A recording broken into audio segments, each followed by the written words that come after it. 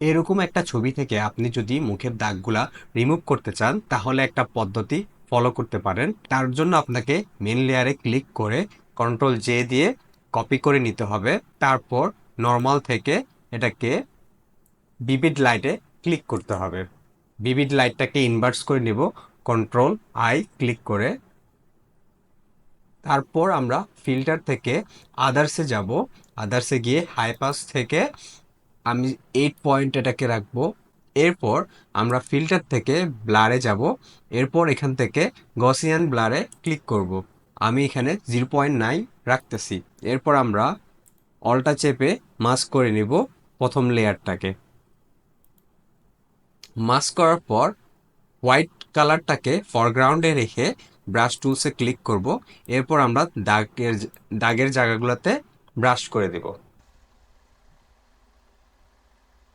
দাগের জায়গাগুলোতে ব্রাশ করে দেওয়ার পর দেখতে পাচ্ছেন এটা প্রায় মিলে গিয়েছে।